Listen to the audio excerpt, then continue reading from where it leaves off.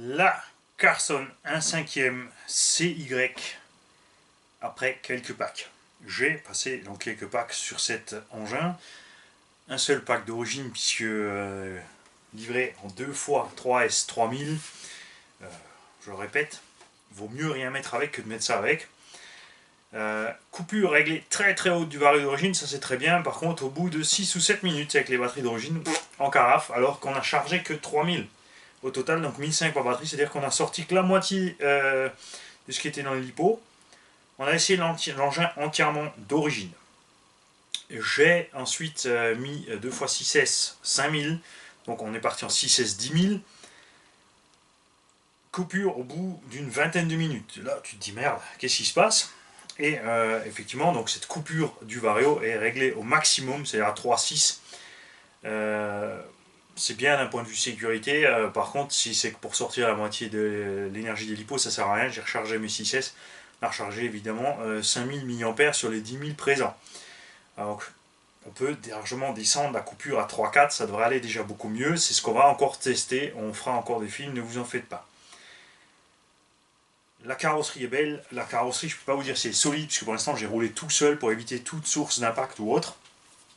Pas forcément dû aux autres, hein, c'est souvent aussi moi qui rentre dans les autres. Il n'y a pas photo, on va aller trop vite et on glisse, on se mange le trottoir, on se mange les autres.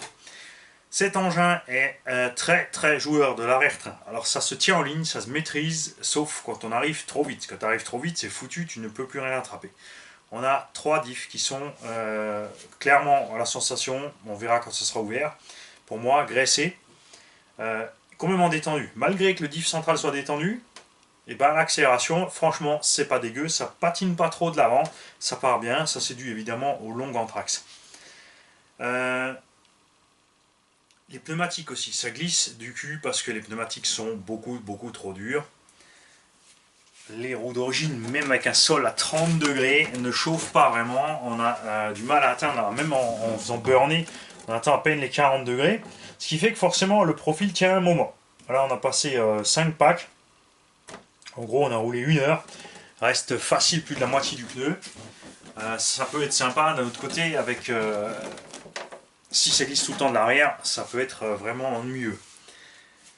Vitesse de pointe, pour une fois, eh ben, c'est l'inverse de ce qu'il y a sur le carton. C'est donné à 75 sorties du carton, le machin passe à 87 km/h au GPS. On a essayé plusieurs fois, ça colle. Et c'est vrai que même la sensation quand on voit passer, ça correspond bien. Pas besoin de s'amuser à vérifier 36 000 fois. La carrosserie est superbe. Je vous laisse jeter un œil. Ce que vous n'avez pas vu au unboxing, c'est qu'il y a livré les petites moustaches avec. Il y a bien sûr le béquet et le petit appui arrière du coffre. C'est super optiquement. Ce qu'on aurait aimé par contre, là on va passer sous le dessous, on va laisser la carrosserie dessus. Ce qu'on aurait aimé, c'est un pare-choc arrière avec un diffuseur intégré. Et pareil à l'avant, que le pare-choc dépasse de la carrosserie, comme par exemple sur la Uzi R8 où c'est super bien fait. Excusez-moi, pardon. Voilà, c'est toute la poussière de la piste. Donc, à l'image de la Uzi R8, protection à l'arrière, à l'avant. Ce qui est bien sur cette carreau aussi, comme sur la Uzi R8 et la plupart des 1/5, on a des fixations latérales. Et là, la bonne blague, tu reçois 4 plots comme ça, 4 comme ça, donc 2 pour la gauche, 2 pour la droite, les 4 plots identiques. Tu reçois un support de carreau arrière, un support de carreau avant. Tu n'as pas de vis de fixation livrée avec pour fixer ces supports de carreau. C'est pas une grosse affaire, mais c'est dommage. Ensuite, tu mets ta fixation de carreau avant, tu règles, et déjà là, les fixations sont trop longues, il faut couper un bout, sinon tu touches le triangle. Tu coupes ton petit bout, tu mets tes fixations latérales et tu t'aperçois que les fixations latérales sont trop courtes pour l'avant, en fait. Avec la largeur de la carreau, celui-là il s'arrête là, c'est la longueur maxi, donc il est dans le vide. Tu échanges donc 2 latéraux contre les 2 avant. Là tu me dirais, comment tu sais que c'est les latéraux et les avant?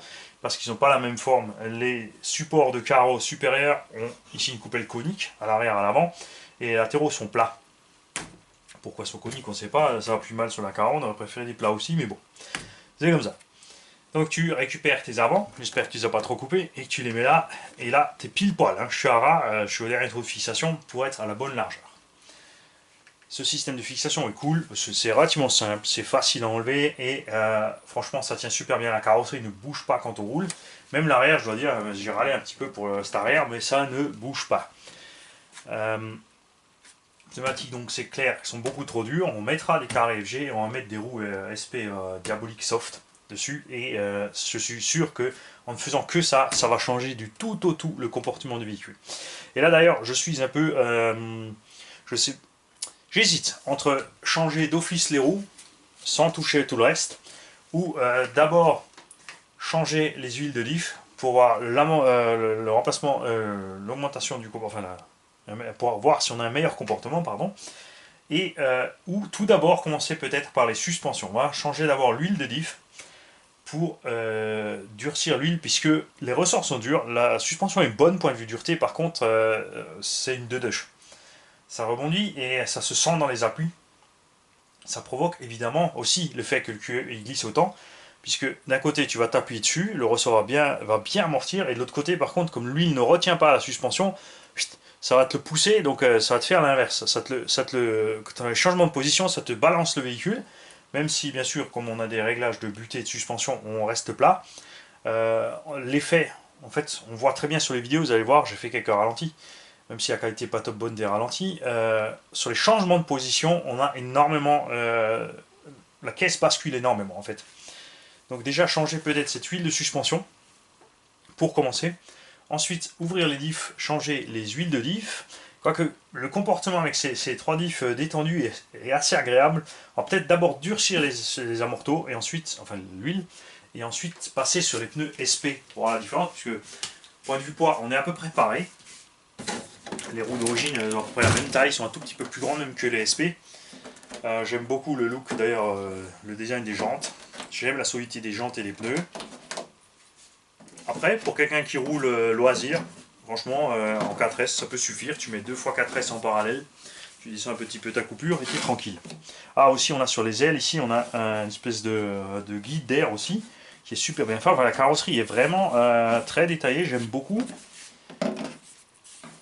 J'ai personnellement rajouté des petites rondelles en caoutchouc. C'est pas super esthétique, mais ça empêche le clips d'être posé sur la carreau et donc de faire des traces dans la carreau. Parce que pour l'instant, c'est un peu mon véhicule du dimanche. N'est-ce pas? Je vous rappelle qu'il est disponible pour 500 balles.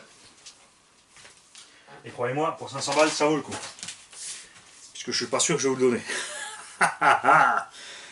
Le cerveau fait du très bon boulot. On est bien... il est meilleur que le cerveau fourni avec la Losi, c'est clair. Il a la même taille, ce serait intéressant de le permuter pour voir la différence. Le petit hic, mais c'est pas très grave non plus en fait, puisque ça aide à la conduite, c'est le sauve-cerveau qui est issu d'un truggy qui a du mal avec autant de force dessus et des roues aussi grosses et aussi larges. En fait, quand le cerveau tourne, on entend bien, le cerveau tourne bien, hein, on entend vite. Et en fait, les roues, elles ont un petit temps de latence à cause du sauve-cerveau. Parce qu'au moment où il tourne, en fait, c'est le sauve-cerveau qui se décrante un petit peu avant que les roues tournent. C'est très agréable par contre en virage. Sortie de virage, le contre-braquage est très facile. Ça se maîtrise super bien. En augmentant le poids, en mettant 2 lipo 6S à la place de 2 lipo 3S, on n'a eu aucune amélioration du comportement routier. Donc définitivement, cette suspension à voir, parce que c'est de la deux-deuche. Vous voyez, ça remonte beaucoup trop vite. Non, ça devrait s'enfoncer et remonter cool. Et là, ça réagit vraiment hyper ferme. Bon, encore à l'avant, on pourrait le laisser, mais à l'arrière, c'est pas bon du tout. Parce que quand on lâche les gaz, le train arrière remonte trop vite. Vous voyez, ça fait ça. Et le fait de remonter comme ça, il déleste. Alors que s'il reste un petit peu en bas, le temps de changer l'appui, on aura une bien meilleure réaction.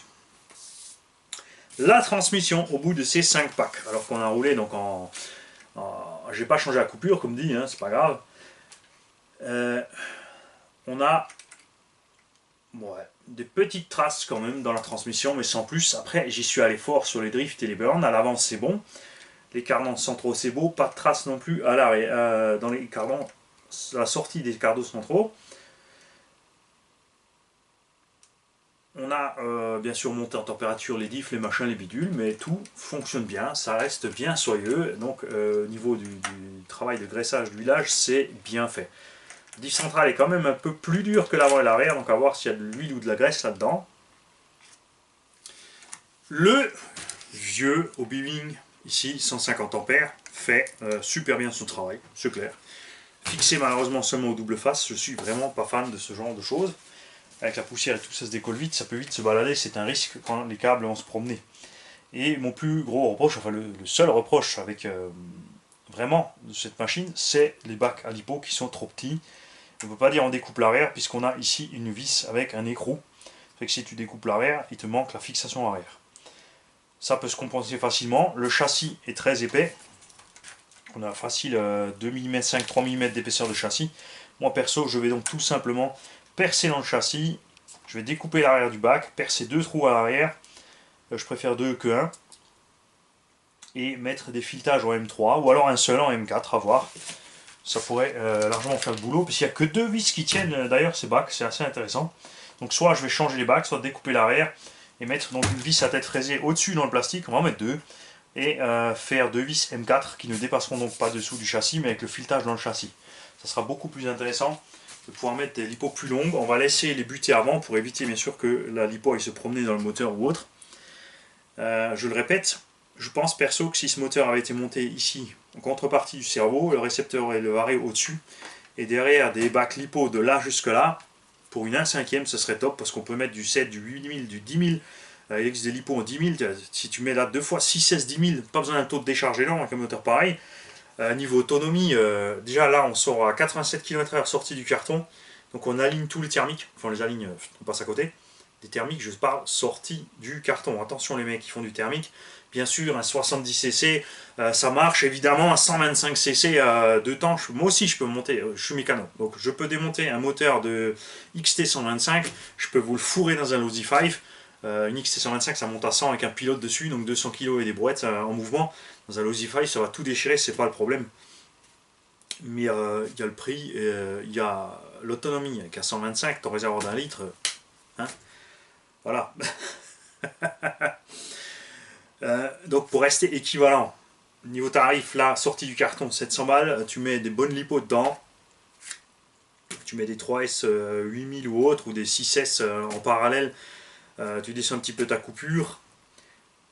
Je pense personnellement que rien qu'avec des pneus plus soft, là derrière l'arrière tu mets des pneus SP ou GRP ou autre, la machine est parfaitement viable sortie du carton sans rien modifier. Évidemment, durer dans le temps, c'est pas un 1/5, on a des roulements plus petits, des noirs plus petits, des axes de cardan plus petits, il y aura de l'usure, ça c'est sûr. Mais là aussi, je le répète, comme ce sont des diffs de taille standard, on le verra au moment de démonter. J'ai ici encore du diff Mugen qui reste là. Bon, encore ça, les Mugen n'ont pas toujours la même taille avec les roulements, mais j'ai peut-être encore un diff au bas ou autre. On essaiera ça, de mettre un diff au bas à l'intérieur, parce que si tu peux monter un diff au bas, alors là t'es tranquille avec ta transmission, ça ne lâchera plus jamais. Donc, pour moi, un bon compromis, rapport qualité, poids, puissance.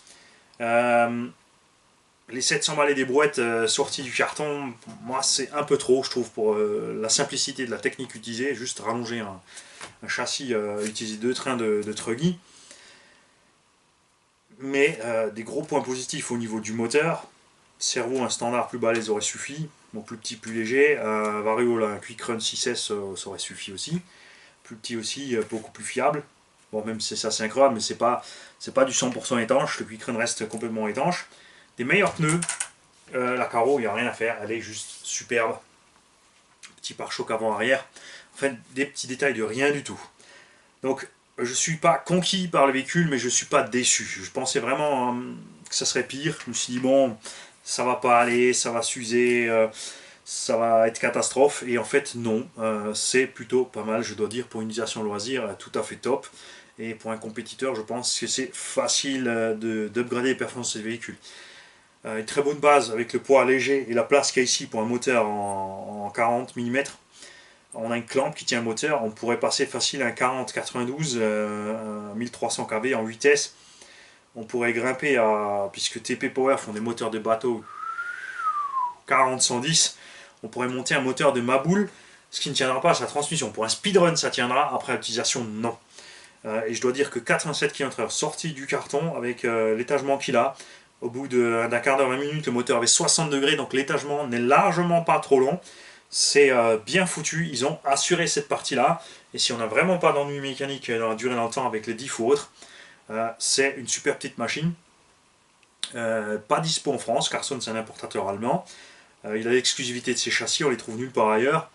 Mais voilà, ouais, oui je sais, c'est grand temps que RC Garage 68 devienne une entreprise et qui vous fasse des trucs que vous pouvez avoir nulle part ailleurs et avec un bon stock de pièces détachées parce que je supporte pas de pas avoir de pièces détachées pour les engins qui sont vendus.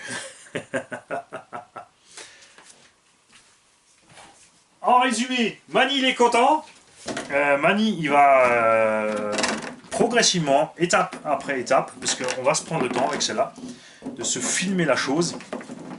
C'est-à-dire on va changer le setup des suspensions. On va faire un run, toujours avec pneus d'origine et tout d'origine. Ensuite, une fois changé le setup des suspensions, on essaiera avec des autres pneus, toujours avec le setup transmission d'origine. Ensuite, on changera le setup de la transmission, on repassera sur les pneus d'origine. Ou alors on le fera tout de suite. Ça me démange quand même de le faire tout de suite, hein, le setup de la transmission. Durcissez pas trop les huiles, comme c'est une mécanique de 1/8, si tu durcis trop les huiles, les noix vont souffrir avec des pneus aussi larges et autant d'accroches. Donc c'est peut-être pas l'idéal, vaut mieux laisser souple. Alors effectivement, on va passer d'abord sur les pneus 1/5 après avoir fait la suspette. Et ensuite, si besoin, je dis bien si besoin, on passera sur des setups différents au niveau des diffs. De toute façon, au bout d'une dizaine de packs, on ouvrira les diffs, voir ce qui se passe niveau usure là-dedans. À voir évoluer, elle est magnifique. J'adore conduire cet engin. C'est de loin pas la tenue de route de ma FG, c'est sûr. La FG tient mieux, même si elle est beaucoup plus traître au moment où elle décroche. Celle-ci glisse de l'arrière, ça se garde en ligne. En fait, elle se conduit exactement comme la petite Riley 10e ici. Bon, j'ai pas oublié le concours, ça va arriver les gars. Vous en faites pas. Donc à bientôt pour la suite. Parce que si on peut dire à bientôt, je vais essayer de me bouger popotin. Salut les gars.